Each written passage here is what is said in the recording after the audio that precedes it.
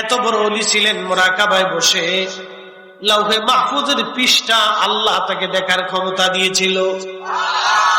তারপর জীবনে কোনোদিন অহংকার করেন নাই, একটা মিথ্যা কথা কোনোদিন বলেন নাই। ডাকাত সর্দার এসে বলল, ভালো, তোমার নাম কি? বলে, আমার নাম আব্দুল কাদের। তোমার কাছে কিছু আসেনি? বলে, হ্যাঁ আছে। কি আছে? বলে, 40টা স্বর্ণের দিরহাম আমার কাছে আছে। কোন জায়গায় আছে? বলে, মা আমার জুব্বার এই বগলের নিচে মা সেলাই করে দিয়ে দিছে। বলে, বালক আব্দুল কাদের, তুমি বগলের নিচে স্বর্ণের দিনার আছে, তুমি বললা বাবা, তুমি তো অস্বীকার করলেও পারতা। বড় পীর আব্দুল কাদের জিলানী ডাক দিয়ে বলল, ডাকাত সর্দার, আমার মা বলে দিয়েছে বাবা, কখনো তুমি মিথ্যা কথা বলবা না। একবার জোরে বলা যাবে কি সুবহানাল্লাহ? পারিবারিক শিক্ষা খালি স্কুলে দিয়ে দিয়ে মনে করছেন ছেলে মানুষ হবে, খালি মাদ্রাসায় দিয়ে ভাবছেন ছেলে মানুষ হবে। নেভার। মানুষ হয় মায়ের কাছ থেকে, মানুষ হয় বাবার কাছ থেকে। ছোট কাল থেকে ওকে শিখাইতে হয়। জাপানে যায় দেখবেন বাচ্চারা মিথ্যা বলে না।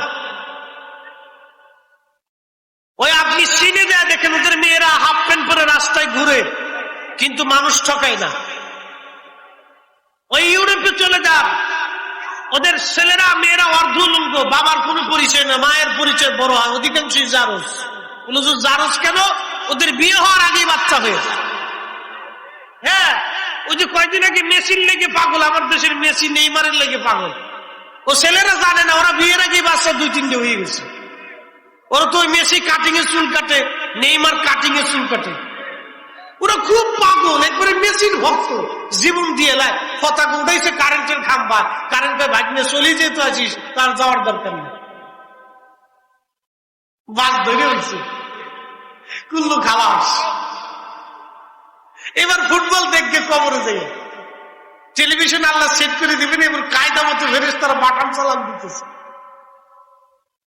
খুব পাগল। তো মেসি বিয়ে করার আগে 3টে হয়ে গেছে। বিয়ে করার আগে যদি বাচ্চা হয়, এটা হালাল না হারাম? বৈধ না অবৈধ? হালাল জাদা না হারাম জাদা? একবারে সহজ হিসাব। এবার যারা ভক্ত হয়েছেন তারা খুব আইটে বুঝিয়ে, ও যেমনি চুল কাটে অমনি কাটবে, অসুবিধা নেই, কাটেন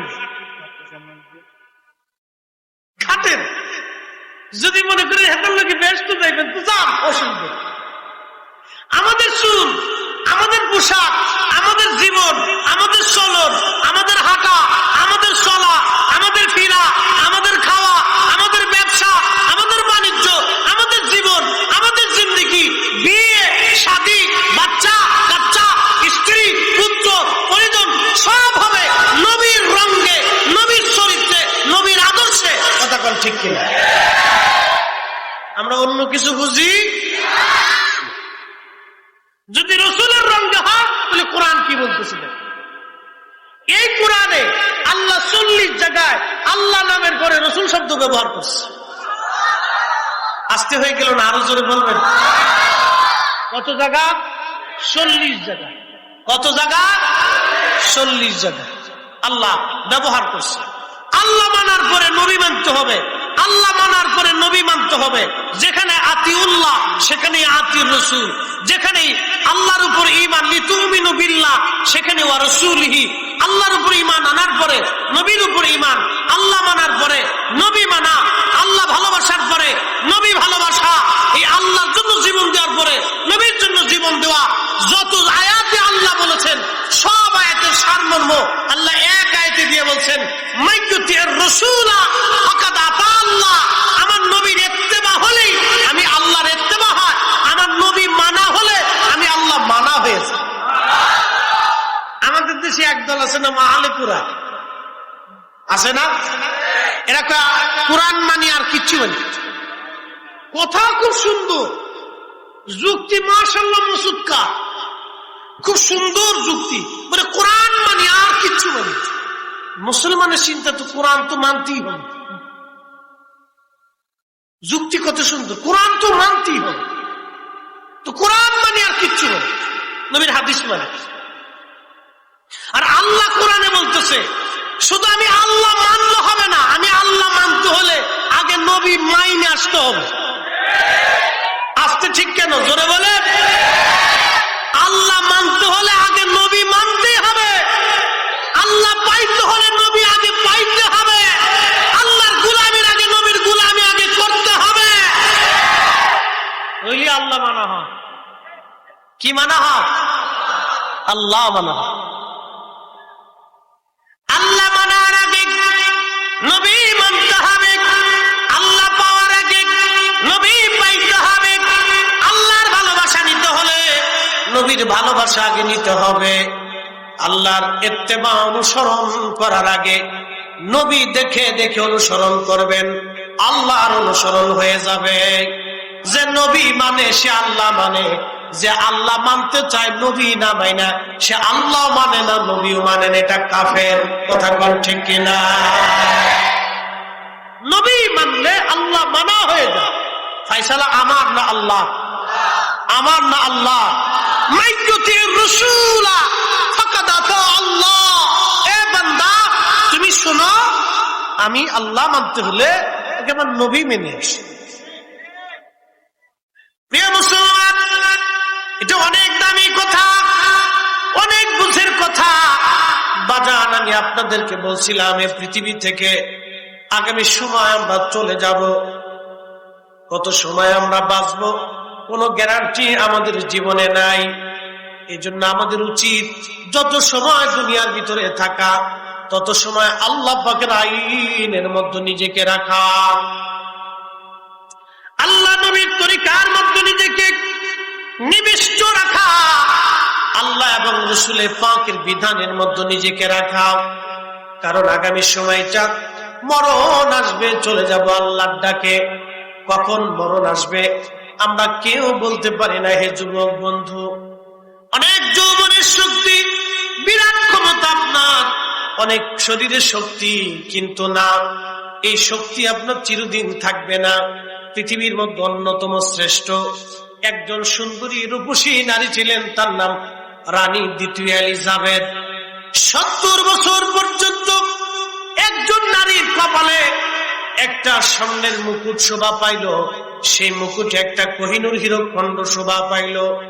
70 বছর ধরে এই নারী দামি দামি খাবার খেয়েছে। 70 বছরের রানীগিরির মধ্যে খাবার খাওয়ার আগে তার খাবার এই ডাক্তাররা পরীক্ষা নিরীক্ষা করে দিত, খাবারে ফরমালিন আছে কিনা, পয়জন আছে কিনা, ঝামেলা আছে কিনা, খাবারে প্রোটিন আছে কিনা, খাবারের ভিতরে আপনার ওই কি বলে আপনার ভিটামিন আছে কিনা, বিষ আছে কিনা, খাবার স্বাস্থ্যসম্মত কিনা, প্রত্যেকটা খাবার পরীক্ষা নিরীক্ষা করে রানীকে খাওয়ানো হলো। আচ্ছা আপনারা বলেন, এত দামি, এত ফুল, এত ফল, এত দামি খাবার, পৃথিবীর শ্রেষ্ঠ শ্রেষ্ঠ খাবার খাওয়ার পরেও রানী এলিজাবেথের যৌবন কি ফিরে পাইল না? যৌবন হারা হয়ে গেল। এই বুঝে যা, এটাই হলো বুঝে যাওয়াটা জরুরি। সে কিন্তু বুড়া হইয়া, কুব্জ হইয়া, যৌবন হারাইয়া, সামনে সুমনে গুছাইয়া শেষ হয়ে গেল। তার যৌবন আর দামি খাবারে ফিরে নাই, তার স্বাস্থ্য দামি খাবারে ফিরে নাই। পৃথিবীর সবচেয়ে বড় বড় ডাক্তার তার চিকিৎসা করছে। রানী, ইংল্যান্ডের রানী, এটা তো সাইটিকানি কথা না, ব্রিটিশ সাম্রাজ্যের রানী, পৃথিবীর দামি দামি বড় বড় ডাক্তার সব চিকিৎসা করছে।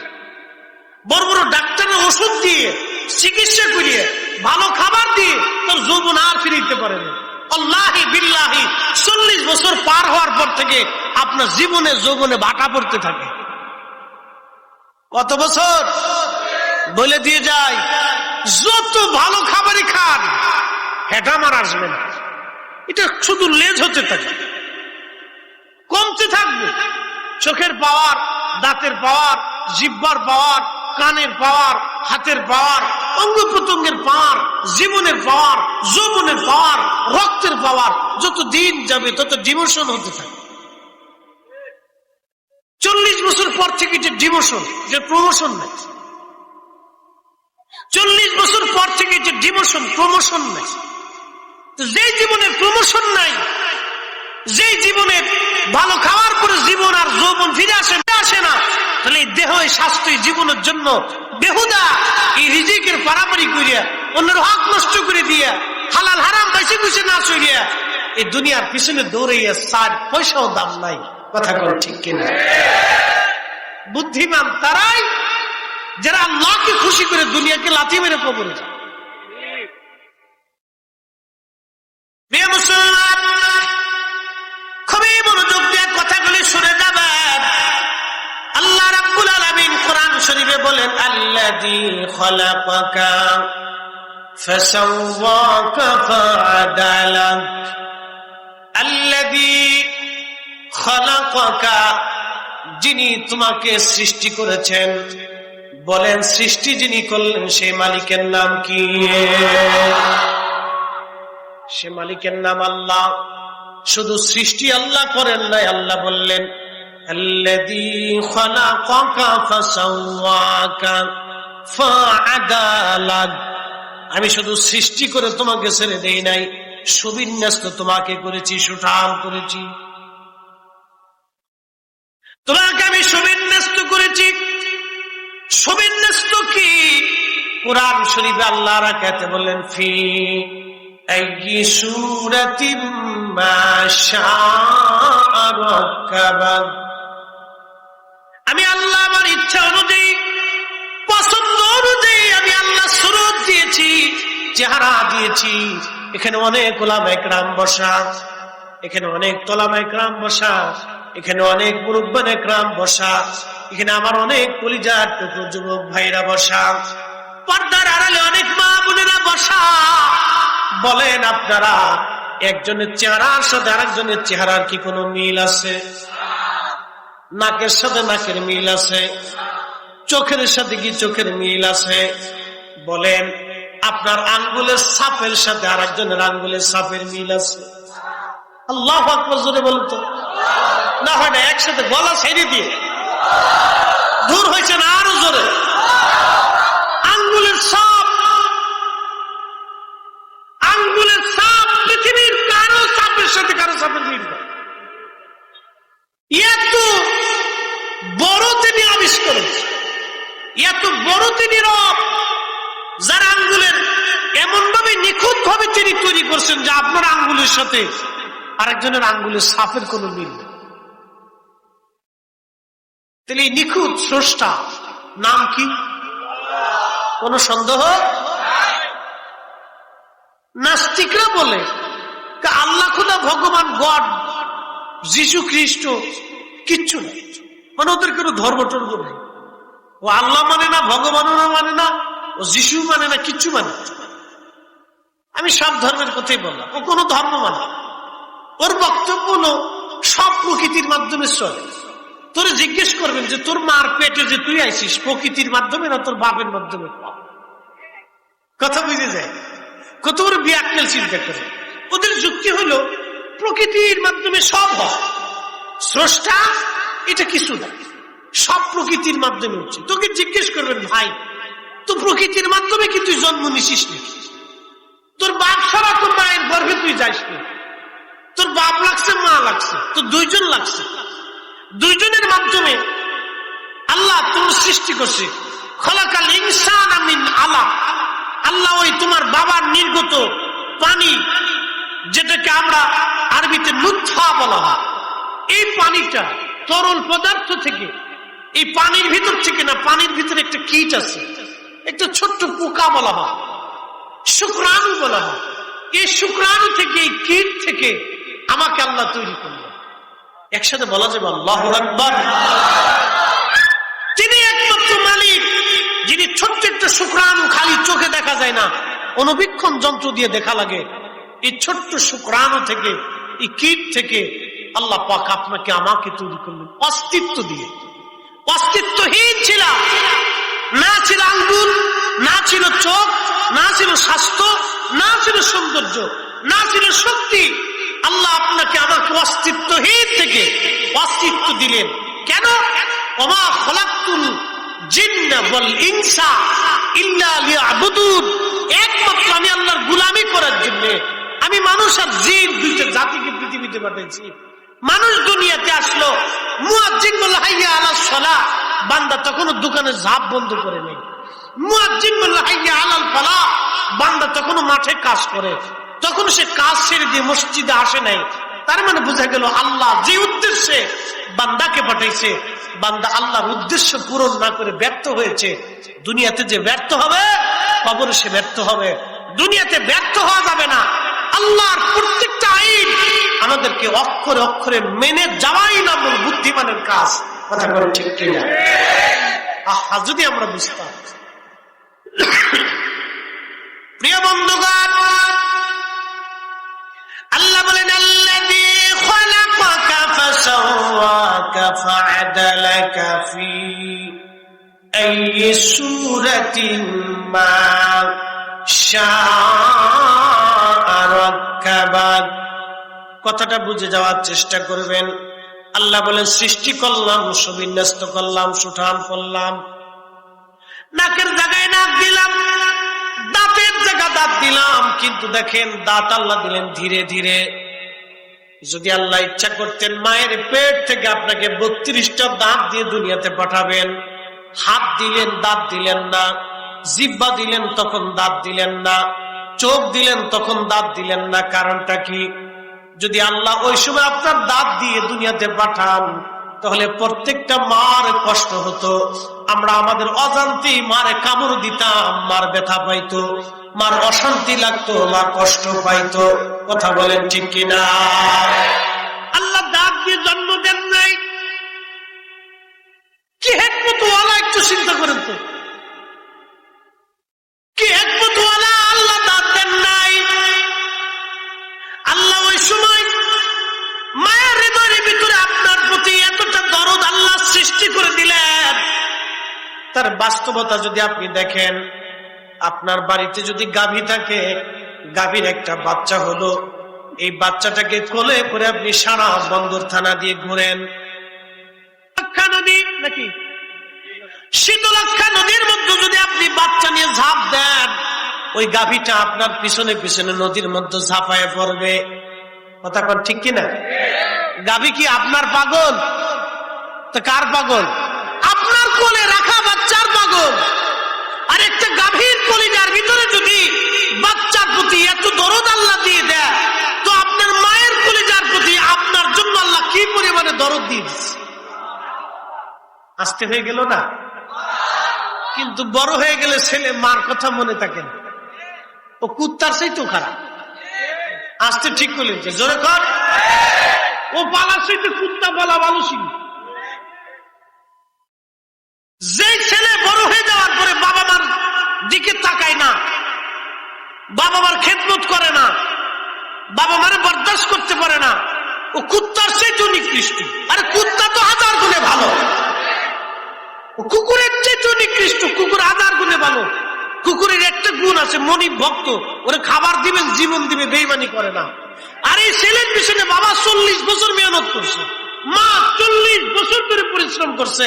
এই ছেলে আজ মাকে ভুলে গেছে, বাবাকে ভুলে গেছে। আরে কুত্তা তো ওর চাইতে 1000 গুণে ভালো। কি কথা কয়?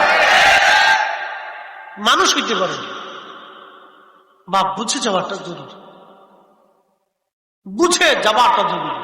এই জন্য আল্লাহ কোরআনে বলছে আনিশ কুরজি, আমি আল্লাহ শুকর করি, বলি বলি দেই, এবং আমি আল্লাহর কৃতজ্ঞতা করার পরে তুমি তোমার বাবা মার প্রতি কৃতজ্ঞ হও। আমি আল্লাহর কৃতজ্ঞ হওয়ার পরে তুমি তোমার বাবা মার প্রতি কৃতজ্ঞ হও। কারণ তুমি যখন খাইতে পারতে না, তোমার মা তোমাকে খাওয়াইছে। তোমার যখন রুজি ছিল না, তোমার বাবা প্রচন্ড শীত গ্রীষ্ম বর্ষা উপেক্ষা করে, ঝড় আর তুফান বৃষ্টি বাদল উপেক্ষা করে তোমার জন্য রুজি করে নিয়ে আসছে। বাবার জীবনে অনেক বড় স্বপ্ন, ছেলে আমার বড় হবে, অনেক কিছু হবে, বড় হবে ছেলে আমার, সুন্দর সংসার হবে আমার। প্রত্যেকটা বাবার মনের মধ্যে বিরাট বড় স্বপ্ন আঁকা থাকে। প্রত্যেকটা মায়ের মনের মধ্যে বিরাট বড় স্বপ্ন, ছেলে আমার অনেক বড় হবে, মেয়ে আমার অনেক বড় হবে। কিন্তু মেয়ে কিছুদিন চলে যাওয়ার পরে পরপুরুষের হাত ধরে রাতের আধারে বের হয়ে গেল, দিনের আলোতে চলে গেল, মার কাছে জিজ্ঞাসাও করে নাই। ওই মেয়েটা কুত্তার চাইতে বড় নিকৃষ্ট। কথা কন ঠিক কিনা? মানুষ হইতে পারে। যে মেয়েটা বাবাকে জিজ্ঞেস না করে, মার কাছ থেকে জিজ্ঞেস না করে, পরামর্শ না করে ছেলের হাত ধরে চলে, ওটা মানুষ হয়েছে কি? ভাবতেছে আমি খুব বিরাট বড় গর্বের কাজ করছি। কি করছি? প্রেম করে বিয়ে করছি। কি ছাতা করছো তুমি? এটা লুচিয়ে কোথাকার? কি কথা কর না? তা আন্তর্জাতিক খ্যাতি সম্পূর্ণ লুচিয়ে কি ছাতা হয়েছে? বেটি ভাগাই লয়ে গেছে, তাতে কি কেটে টিকতে আছে ছাতা?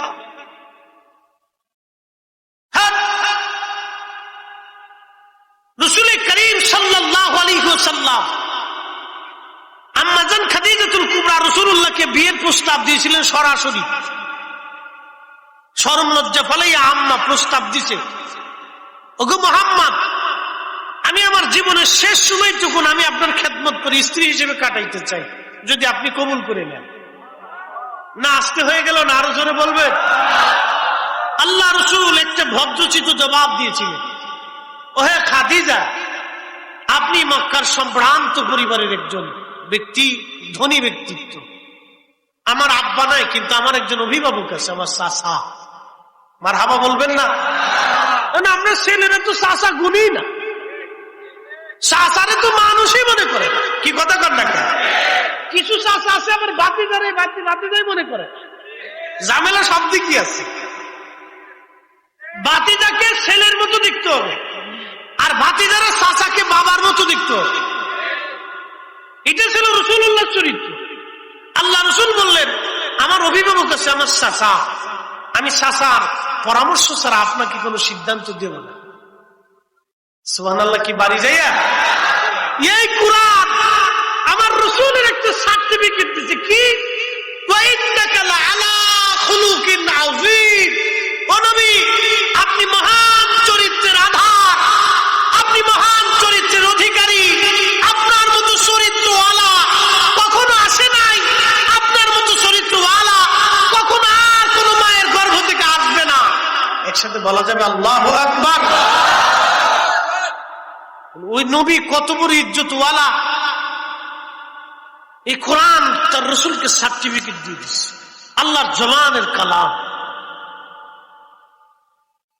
আল্লাহ রাসূল বলতেছে, আমি চাচার পরামর্শ ছাড়া আপনাকে কোন সিদ্ধান্ত দেব না। আর আমার দেশের নাস্তিকের বাচ্চা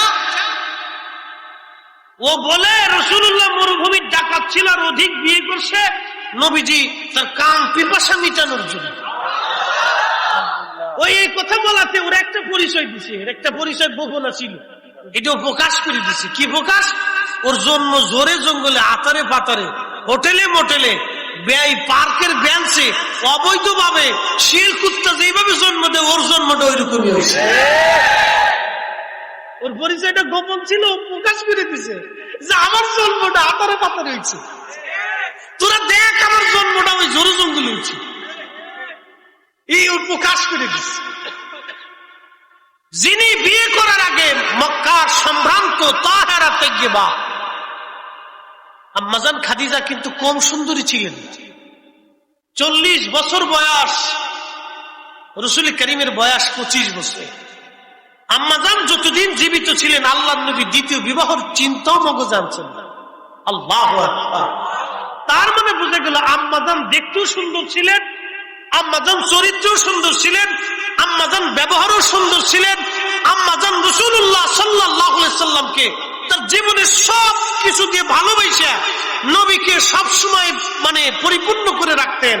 ভালোবাসা দিয়ে রাসূলুল্লাহকে খুশি করতেন, খুশি রাখতেন। বিদায় কখনো আম্মাজান থাকা অবস্থায় আল্লাহর নবী দ্বিতীয় বিবাহের কল্পনাও কখনো করেন নাই।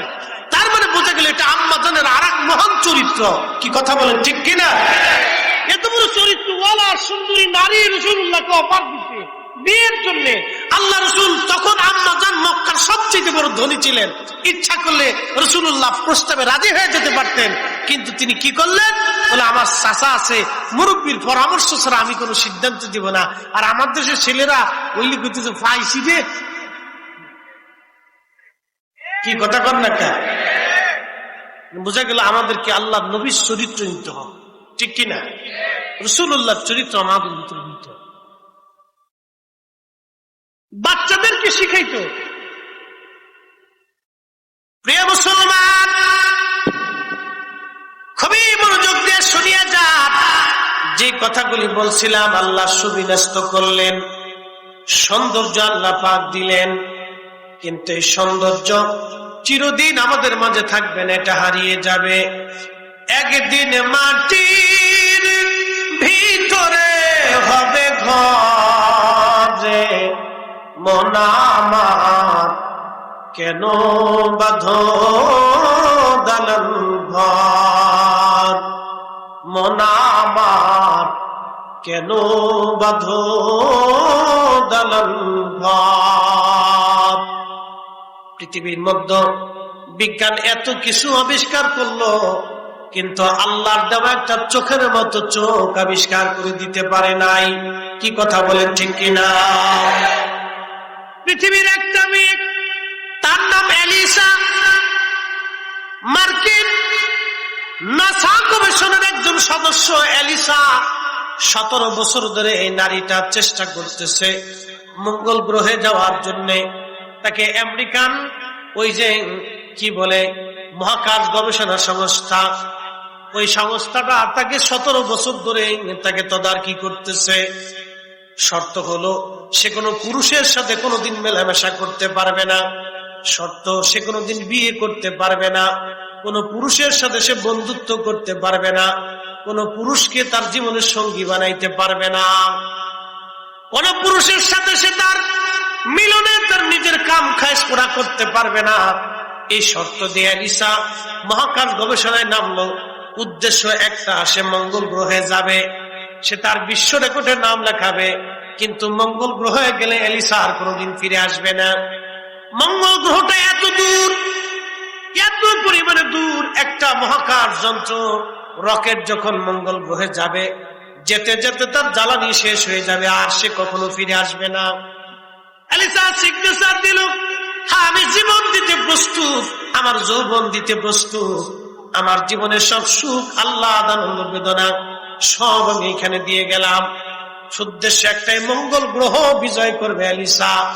একটা নারী মঙ্গল গ্রহ বিজয় করার স্বপ্নে যদি মাতোয়ারা হয়, এ মুসলমান এলিসা 17 বছর ধরে চেষ্টা করে। আপনি আল্লাহ পাওয়ার জন্য মাত্র 40টা রাত আপনি চেষ্টা করেন। একটা মেয়ে 17 বছর চেষ্টা করতেছে, সে কোনো পুরুষের সঙ্গী হবে না, কোন পুরুষের সাথে সে মিলন করবে না, বিয়ে করবে না, বাচ্চা নিবে না, কিচ্ছু না। সে নাসার সাথে, মহাকাশ গবেষণা সংস্থার সাথে সে কন্ট্যাক্ট করল। 17 বছর ধরে তাকে তৈরি করা হচ্ছে। তার বয়স 17 বছর ধরে তাকে তৈরি করা হচ্ছে। কেন? মঙ্গল গ্রহ বিজয় করবে।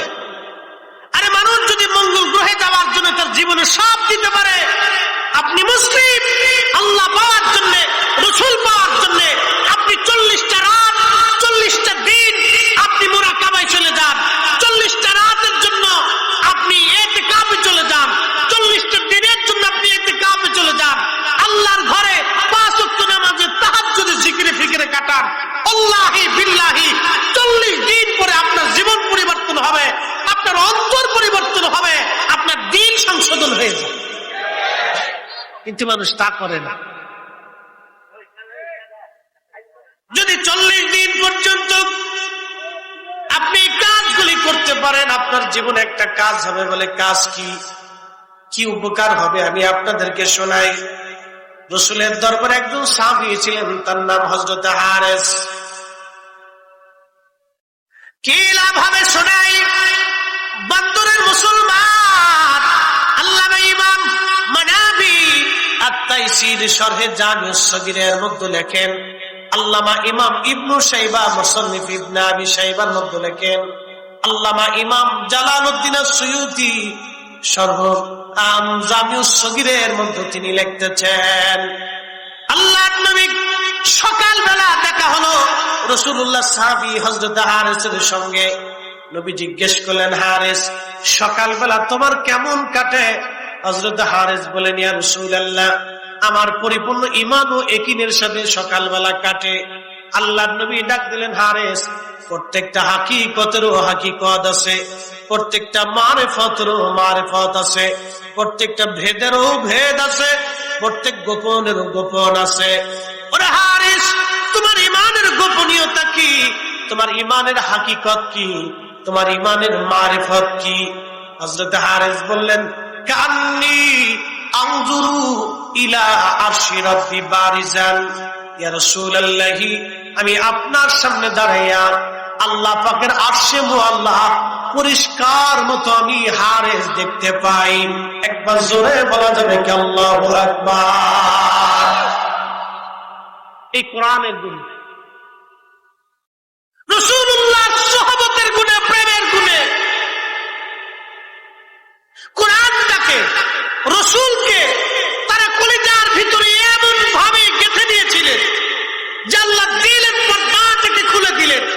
আর এই এলিসা 17 বছর ধরে চেষ্টা করতেছে মঙ্গল গ্রহে যাবে, রকেট দিয়ে নাসা থেকে তৈরি করতেছে। আর আমার রাসূলুল্লাহ সাল্লাল্লাহু আলাইহি ওয়াসাল্লাম উম্মতকে সামনে বসাইয়া নামাজে, জিকিরে, ফিকিরে, একসময় যে মানুষ ডাকাতি করত, দিনে দুপুরে খুন করত, একজন সাহাবী 8 জন কন্যা সন্তানকে জীবন্ত কবর দিল। High high high! সেই মানুষটা রাসূলুল্লাহ সোহবতে বৈশা দুনিয়ার সেরা মানুষ হয়ে গেল। আবু যর গিফারি দিনে দুপুরে ডাকাতি করত, সে আবু যর গিফারি দুনিয়ার লাথি মেরে দিয়ে একা কি মদিনাতে কাটাইল, মরুভূমিতে কাটাইল। সাহাবে کرام এসে নালিশ দিল, ইয়া রাসূলুল্লাহ, আবু যর গিফারি শুধু একা একা থাকে, আমাদের সাহাবীদের মজলিসে আসে না। নবী বলেন, তাকে একা থাকতে দাও, সে একাই থাকবে, একাই মারা যাবে, কিন্তু তার জানাজায় বহু মানুষ আসবে। আসতে হয়ে গেল না? আরেকটু জোরে বলবেন। আবু যর গিফারি যেদিন মারা যায়, সেদিন তার স্ত্রী এবং সে একা মরুভূমির মরুদ্যানের ভিতরে, সৌদি আরবের মরুভূমির ভিতরে মরুদ্যানে সে একা একটা জুব্বাতে সে সারা জীবন কাটাই দিচ্ছে। কল্পনা করতে পারবেন, যারা ডাকাতি করে খাইত, গিফারি বংশের মানুষ ডাকাতি করত। আমাদের এই সুনামগঞ্জে রাষ্ট্রপতির এলাকায় গেছি, এক এলাকায় মাহফিল, লোকেরা বললো, হুজুর ওই সারা গ্রাম হলো চোরের গ্রাম। বলে কারণ কি? বলে সারা গ্রামের মানুষ চুরি করে। বুঝতে পারছেন? চোরের গ্রাম মানে সারা ওই গ্রামের মানুষের তাদের পেশায় চুরি করে। তো গিফারি বংশের মানুষ হলো ডাকাতি করত, তাদের বংশই ছিল ডাকাতির বংশ। কিন্তু রাসূলুল্লাহ সোহবতে আইসা তারা ডাকাতি, চুরি, খুন, খারাপি, রাহাজানি সব ছেড়ে দিয়ে তারা স্বর্ণের মানুষ হয়ে গেল, যুগের শ্রেষ্ঠ মানুষ হয়ে গেল। একসাথে বলা যাবে না আল্লাহু আকবার? চেষ্টা করলে কি আমরা মানুষ হইতে পারি না? আমি নবী না মানিলাম, কি যে ভুল করিলাম, আমি নবী না চিনিলাম, কি যে ভুল করিলাম, ভস্মে ঢালিলাম ঘি, মানুষ হইয়া ভবেতে আসিয়া মানুষের করিলাম কি, মানুষ হইয়া ভবেতে আসিয়া মানুষের করিলাম কি। জবান খুলে মোহাম্মতে আওয়াজ তুলে দুরূদ শরীফ পড়িয়ে আল্লাহুম্মা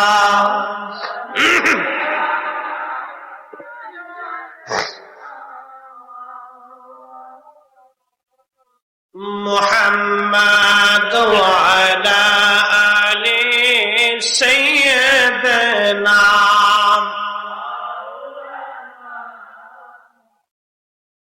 আপনাদের বুঝি কষ্ট হয়?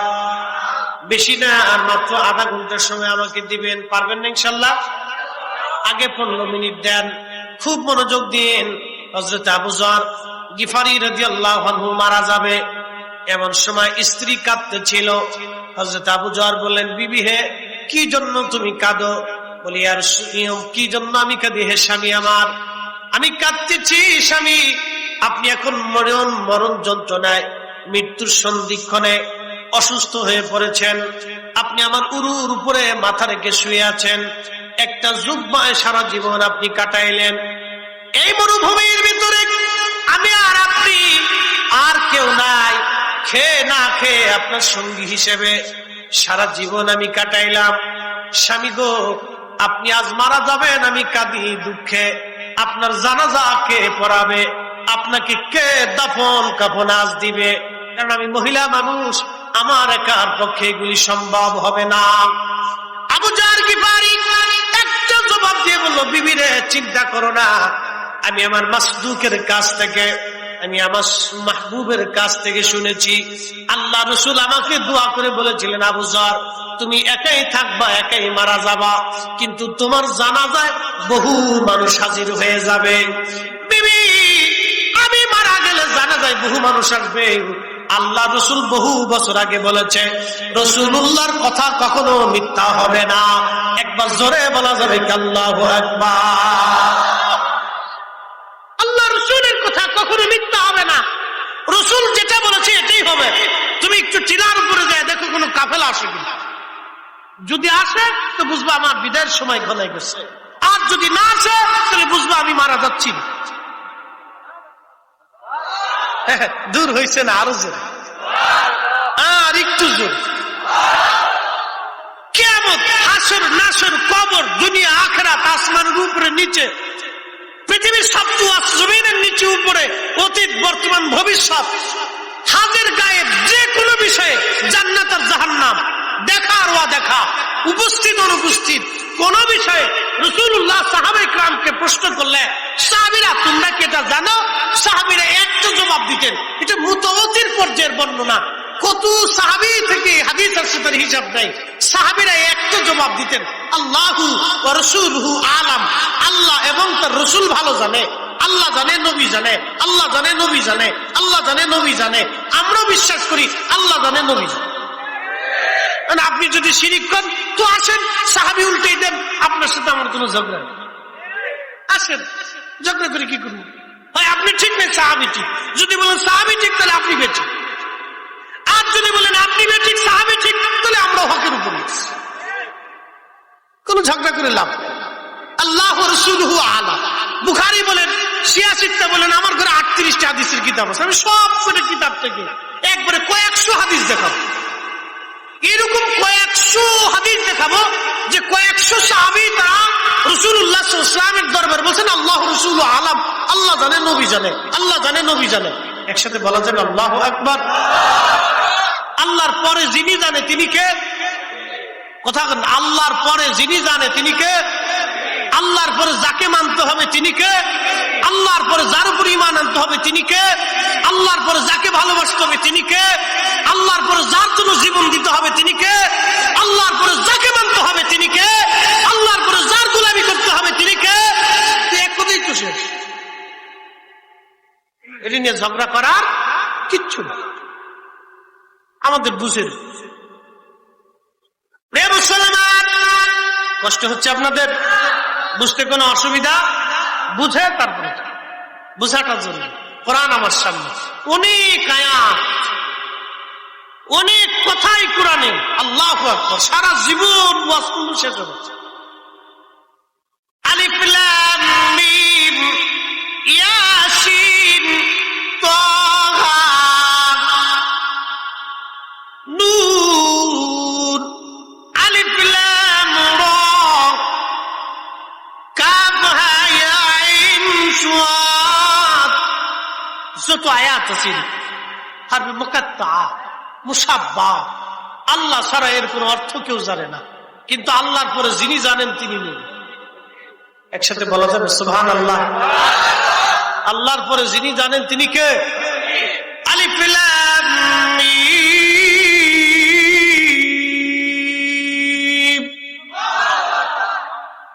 কার কালাম? আজ পর্যন্ত অর্থ পাইছেন? কোন মুফাসসির অর্থ করে দিতে পারছে? কিন্তু নাজিল করলেন আল্লাহ। কার কালমে? আল্লাহ রাসূলের কালমে। এই কোরআন নাজিল যত পাহাড় শেষ, সেই কোরআন আল্লাহ তার রাসূলুল্লাহর কালবের উপরে নাজিল করছেন। কি আসতে হয়ে গেল কেন, জোরে বলেন। তাহলে আল্লাহ রাসূলের কাল কি পরিমাণে মজবুত ছিল একটু চিন্তা করেন তো। ওটাকে কিভাবে আল্লাহ তৈরি করছিলেন। পাহাড় সহ্য হবে না, মাউন্ট এভারেস্ট 29,000 ফিট, পৃথিবীর সবচেয়ে বড় পাহাড়, আল্লাহর কালামের ওজন সহ্য করার ক্ষমতা তার নাই।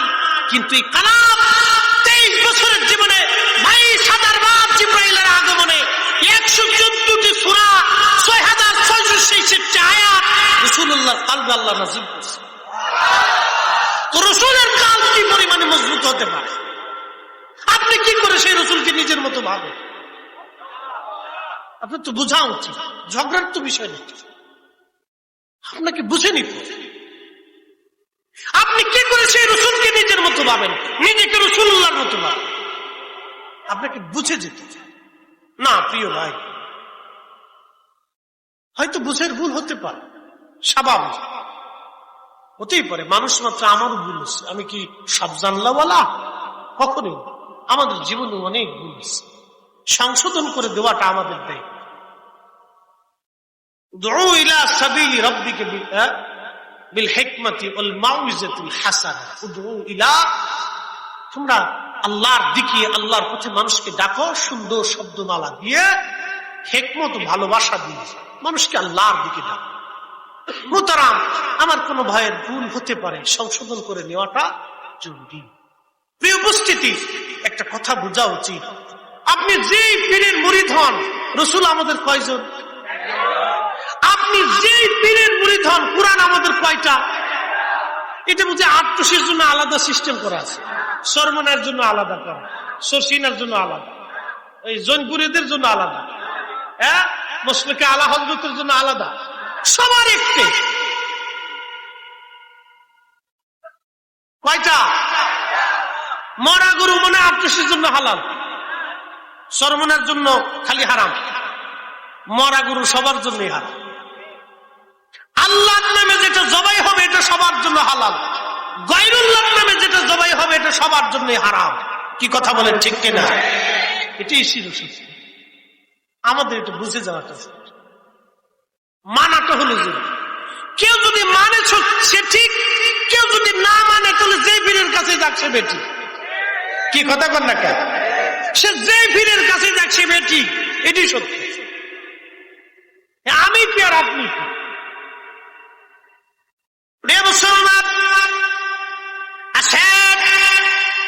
লম্বা কথা বাড়াবো না, কথাগুলি বলে দিয়ে যায়। সাহাবী রাসূলুল্লাহর দরবারে থেকে বলেন, ইয়া রাসূলুল্লাহ, আমি আপনার সামনে থেকে ক্ষুধার আরশ আমি প্রকাশ্যভাবে দেখতে পাই। এরপরে সাহাবী বলেন, কাআন্নী আনজুরু ইলা আহলিল জান্নাহ, ওগো নবীজি আমি জান্নাত দেখতে পাই। ইয়াতাজাওয়ারুনা ফিহা, ওই জান্নাতের ভিতরে জান্নাতীরা মুলাকাত করে, আমি সাহাবী নবী আপনার সামনে দাঁড়ায় দেখতে পাই। একবার জোরে বলা যাবে কি সুবহানাল্লাহ? তার মানে সাহাবীরা সম্মানের মানুষ হয়ে গিয়েছিলেন রাসূলের দরবারে থেকে বাজানো। ওই এলিসা একজন নারী 17 বছর ধরে মঙ্গল গ্রহে যাওয়ার জন্য, যদি 17 বছরের জীবন সে এইভাবে চেষ্টা করতে পারে, তাহলে আল্লাহ পাওয়ার জন্য আপনি যদি 17 মাস চেষ্টা করেন, তাহলে ঘরের ভিতরে বসে আপনি মক্কা মদিনা দেখার সুযোগ হয়ে যাবে। কথা কোন ঠিক কিনা? হয়ে যাবে। আমি আপনি যদি এক টানা চেষ্টা করি হয়ে যাবে। তবলিগালারা 40 দিনে সিল্লা দেয় না? দেয়নি।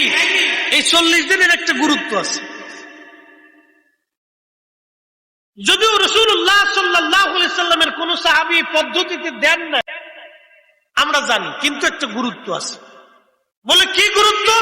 তারা 40 দিনের জন্য মানুষকে কেন নিয়োগ করা, এর পিছনে একটা রহস্য আছে। রহস্যটা হলো, এই 40 দিন যখন একজন ব্যক্তি মসজিদে কাজে, নামাজে, ফিকিরে, জিকিরে, ইবাদতে থাকে, তাহলে 40 দিনের ভিতরে তার ভিতরে একটা পরিবর্তন আসে। কি আছে? পরিবর্তন আসে।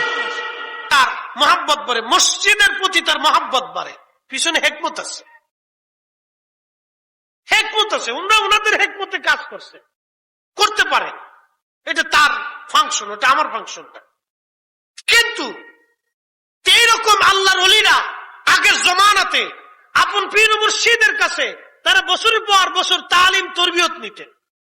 খাজা মাইনুদ্দিন চিশতি আজমেরি সেঞ্চুরি একবারে দাতাগঞ্জ বক্সের মাজারে এরকম 40 দিন চিল্লা দিছিলেন।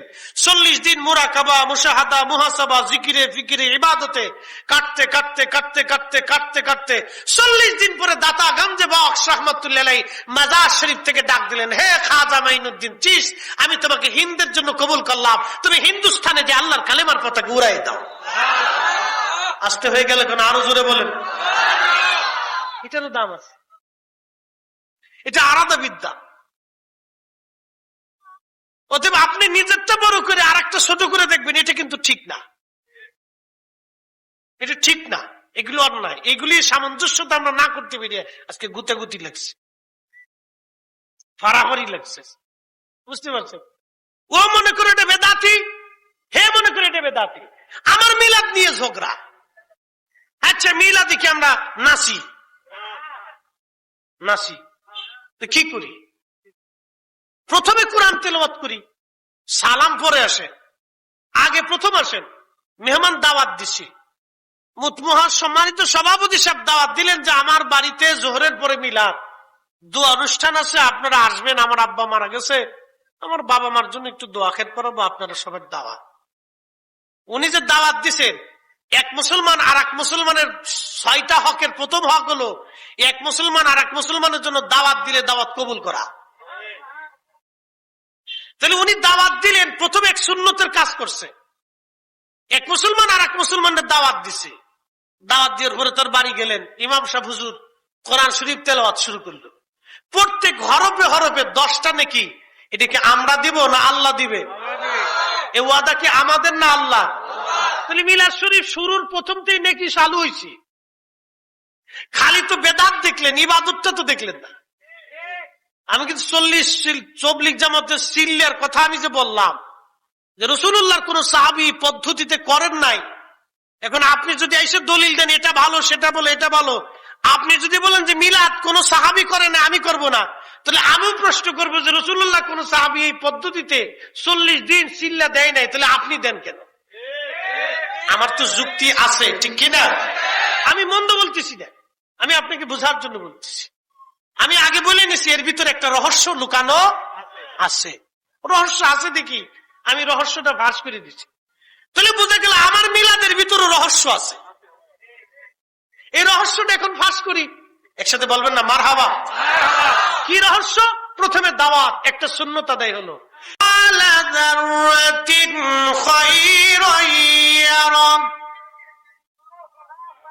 তুমি যদি অনুপরিমাণ, অনু চিনেন কিনা? সরিষার দানা তারও ছোট, আরো ছোট। কেমন ছোট?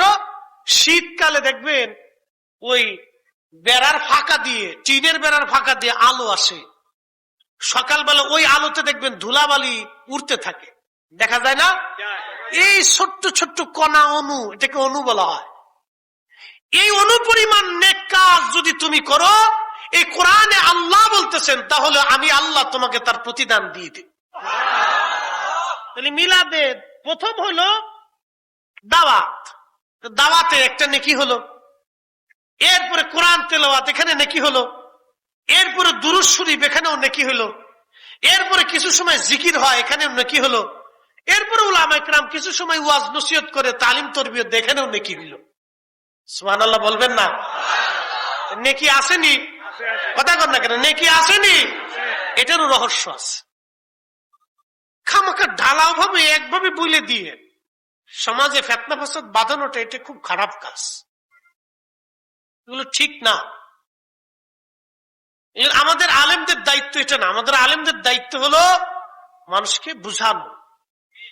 আমাদের কাজ হলো ইসলাহ করে দেওয়া, সংশোধন করে দেওয়া। আপনি যদি ভাবেন যে আপনি ঠিক আর আমি বেঠিক, তাহলে আর হইল না। আমি যদি ভাবি যে আমি ঠিক ওটা বেঠিক, তাহলে আর হইল না ভাই। এই সমস্যার আর কোনোদিন সমাধান হবে না। এরপরে আমরা কি করি? দাঁড়ায় নবীকে সালাম দিই। এইটা নিয়ে লাগছে সারা দেশে ঝগড়া। এই দাঁড়ানকে নবী আসে নাকি, নবী দেখে নাকি, নবী আইলো নাকি, এই নানান পেশাল। আচ্ছা, দাঁড়ানোর জন্য কি নবী আসা শর্ত? না, দাঁড়ানোর জন্য রসুল আসা শর্ত না। যে রসুল আইলেন আর আমি দাঁড়াইলাম, নবী আইলেন না আর আমি বসে রইলাম, বিষয়টা এরকম না। আমরা দাঁড়াই একটা কারণে, এরও হাকিকত আছে, এরও রহস্য আছে। বলে হুজুর রহস্যটা কি? আপনাদেরকে একটা প্রশ্ন করি, জবাব দিবেন।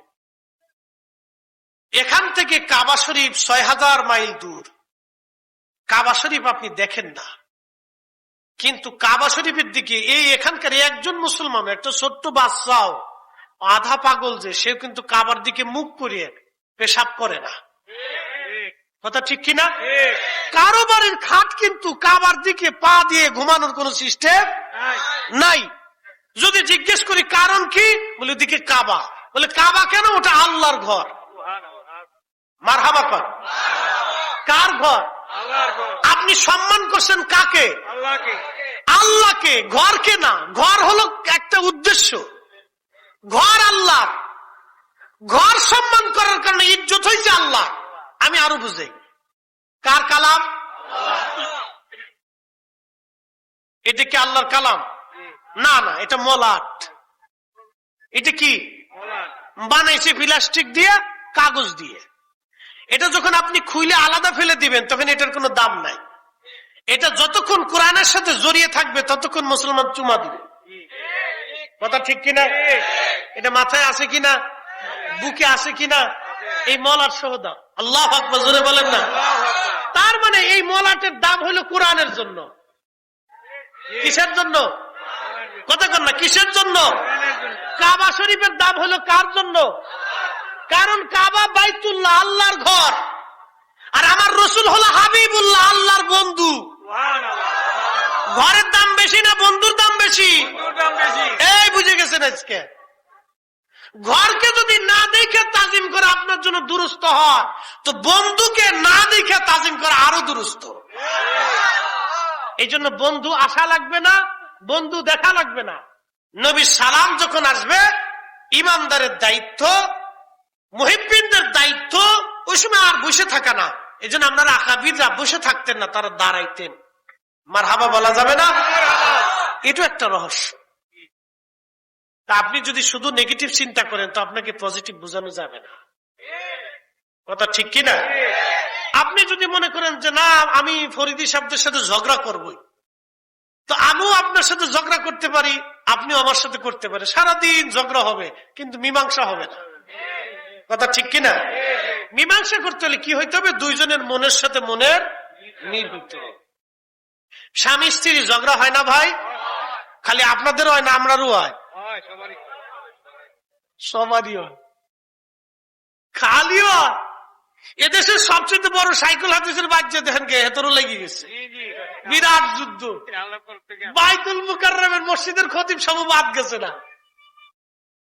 যা বলেন বিরাট বড় বিশ্বাস বুঝো, যা দেখেন গে ঠুয়াঠুই লেগে গেছে ঘরের ভিতরে। আম্মা জান, দুঃখিত, হযরত ফাতিমাতুজ জাহরা, উনার সাথে আলী রাদিয়াল্লাহু তাআলা একদিন বিরাট ঝগড়া হয়েছে। ওনাদের ঝগড়া কিন্তু কোন আইন ধরা যাবে না, ওনাদের ঝগড়ার ভিতর রহমত ছিল, এটা আলাদা ফাংশন। তো ঝগড়াটা কি মনোমালিন্য হয়েছে। তো হযরত আলী মনটা খারাপ করে মসজিদে নববীতে এসে মাটির মধ্যে শুয়ে রয়েছে। আল্লাহ রসুল ঘরের মধ্যে যায়, দেখে আলী কই?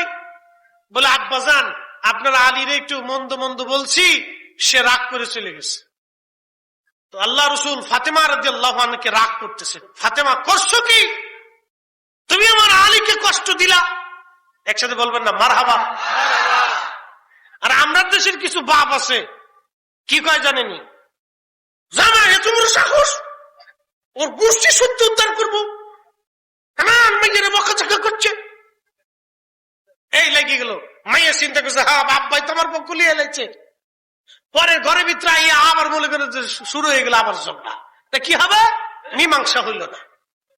তখন ওই মুরব্বীর উচিত ছিল মেয়ের, আমার জামাই আমার ছেলের মতো, জামার সামনে মেয়ের ধমক দিলে জামার মনটা নরম হয়ে যাবে, শ্বশুর তো আমার পক্ষে আছে।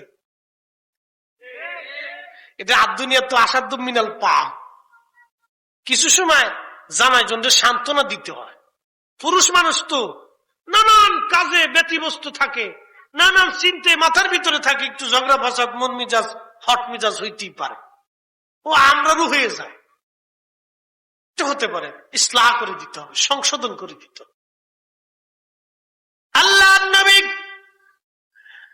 ফাতেমা রাদিয়াল্লাহু আনহাকে ধমকায় বলেন, ফাতেমা কল্লা কি, আমার আলীর মনে কষ্ট দিয়ে ফেলছো।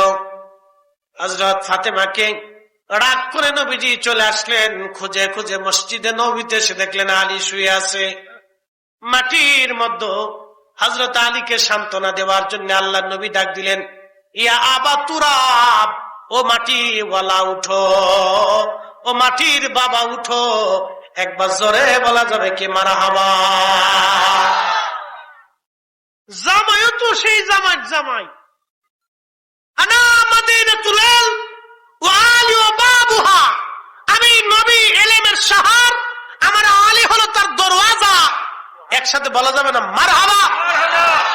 জামাই চিন্তা করলো, আল্লাহ রাসূল আমারে মাটির বাপ কইছে আবু তুরাব, তা আমার আজকে থেকে লকব আবু তুরাবই হবে। হযরত আলীর একটা লকব আবু তুরাব, মাটিওয়ালা, মাটির বাবা, যেটাই বলে একটা লকব হয়ে গেল।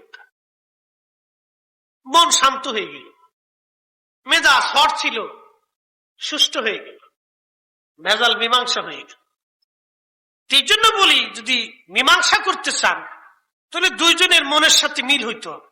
আর যদি কোন না যে আমি ঝগড়াই করব, তো সারা রাত্র আমিও করতে পারি আপনিও করতে পারি, মীমাংসা আর কোনোদিন হবে না। কি কথা কন না, মীমাংসা আর কোনোদিন হবে না। আমাদের কাজ হলো ইসলাহ করে দেওয়া, মীমাংসা করা। কিন্তু দুঃখের বিষয় আমরাই ভেজাল বাঁধাই। সমাধান কি করে? অনেক প্রবলেম। আল্লাহ আমাদেরকে তার গোলামি করার, রাসূলুল্লাহর ইত্তেবা করার তৌফিক দান করুন। সকলে বলে না আমিন। এই যে মাদ্রাসা দিছি, এই মাদ্রাসার আজকে তলবে ইলমরা পাগড়ি নিবে, কত বড় দামি কাজ আপনাদেরকে একটু বুঝাই। কি দামি কাজ! এই মাদ্রাসাটাকে আপনারা কেন ভালোবাসবেন? একটা ঘটনার থেকে আমি ওয়াজ করে বিদায় নিব। একসাথে বলা যাবে আল্লাহু আকবার। ভাই, আমাকে আর 10টা মিনিট সময় দেওয়া যাবে তো ইনশাল্লাহ? কেউ যাবেন না তো? ছেলেদেরকে আমরা পাগড়ি দিব, আপনারা একটু দেখবেন, একটু দেখে যাবেন, আর ওদের জন্য দোয়া করে দিয়েছেন। ওরা আগামী দিন আলেম হবে, আমরা কবরে চলে যাব, ওরা আমাদের জন্য দোয়া করে। কিয়ামতের মাঠে আল্লাহর এক বান্দার নেকি শর্ট হয়ে যাবে, নেকির অভাব, মিজান পাল্লা। ফেরেশতারা ডেকে বলবে, হ্যাঁ রব, নেকির বড় অভাব। আল্লাহ বলবেন, বান্দারে তোমরা যায় জিজ্ঞেস করো আমারে বান্দা দুনিয়ায় কোন আলেমের সাথে তার আত্মীয়তা ছিল কিনা। ফেরেশতারা এসে বলবে, আল্লাহর বান্দা দুনিয়ার মধ্যে কোন আলেমের সাথে তোমার আত্মীয়তা ছিল? বলে না। ফেরেশতারা আবার যাবে, আল্লাহ দুনিয়ার মধ্যে কোন আলেমের সাথে এই বান্দার কোন আত্মীয়তা নাই। আল্লাহ রাব্বুল আলামিন বলবেন, যাও যাই দেখো আমার এই বান্দা দুনিয়ায় কোন আলেমকে একবেলা মেহমানদারি করছিল কিনা। ফেরেশতারা এসে বলবে, আল্লাহর বান্দা দুনিয়ায় কোন আলেমের সাথে তুমি মেহমানদারি করছো কিনা? আল্লাহর বান্দা বলবে, না, কোন আলেমকে আমি মেহমানদারি করি নাই। ফেরেশতারা বলবে, আল্লাহ মেহমানদারি তার জীবনে নাই। আল্লাহ বলবে, যাও জিজ্ঞেস করো আমার কোন আলেমের সঙ্গে সে হাসি মুখে কোনদিন কথা বলেছিল কিনা। ফেরেশতারা দৌড়ে এসে বলবে, বান্দা তুমি কি তোমার কোন আলেমের সঙ্গে, আল্লাহর কোন আলেমের সঙ্গে হাসি মুখে কথা বলছো নি? আল্লাহর বান্দা বলবে, হ্যাঁ, আমি দুনিয়ার মধ্যে আলেমের সঙ্গে হাসি মুখে একদিন কথা বলেছিলাম। আল্লাহ ডাকতে বলবেন, যাও যাও, এই কারণে আমি আল্লাহ তার জীবনের সব গুনাহ মাফ করে দিলাম। একসাথে জোরে বলবেন কি আল্লাহু আকবার।